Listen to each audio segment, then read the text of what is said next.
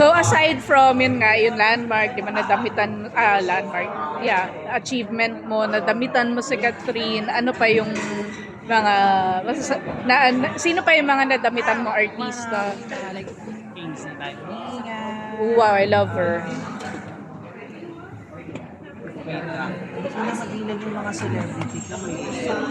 Kasi madami na ako celebrity na nagamit. Pero ang isa lang sa mga kilala ko na isa sa mga gusto ko pang madami, like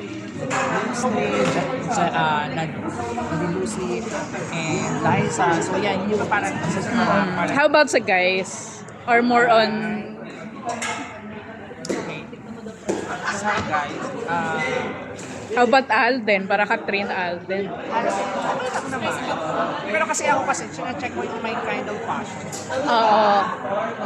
Yung parang pasok sa male kasi, sa fashion industry, parang like, I think, Richard. Yeah, it's really... Oo. Parang isa yun sa mga ina-icon. James Reid also, parang nadamitan ko na rin naman si James Reid also.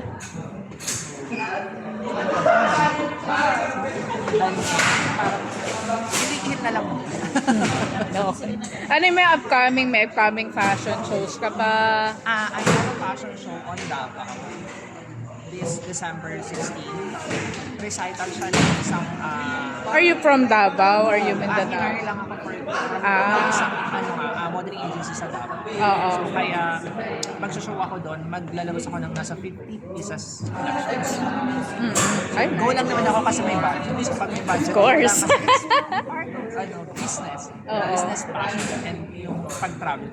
Dagdag talaga rin yung achievements ko kasi first time ko makarating yung Davao. How do you see yourself 5 years from now? Di ba? Very job interview. 5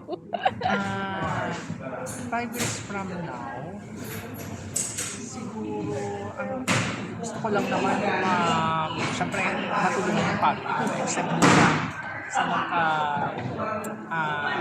tuloy-tuloy yung yung kita sa fashion industry. Basta gusto ko lang makatulong sa mapaayos yung bahay namin. So kung ina-assume mo parang 5 years pa lang, mga achievements mo, like naging supervisor, manager, hindi ko na yung inisip ko kasi sa ngayon, ang dami ko ng achievements. Hindi na ako nag-a-assume pa ng ibang achievements kasi para sa akin na nakuha ko ng mga gusto. Ang gusto ko na pala yumaman. Feeling ko malapit na yan. Na mega ka na eh. Yeah, marami na naman like, nung nakaraan nag-parsing din ako. Nag-what? Parsing. Ah. Yung featured yung si G22. Oo. Kalalabas lang nila sa page ng Meg ng Parsing. Na lifestyle parang yung media na rin ang platform. I mean, magazine platform na may pangalan na naging part ng collections.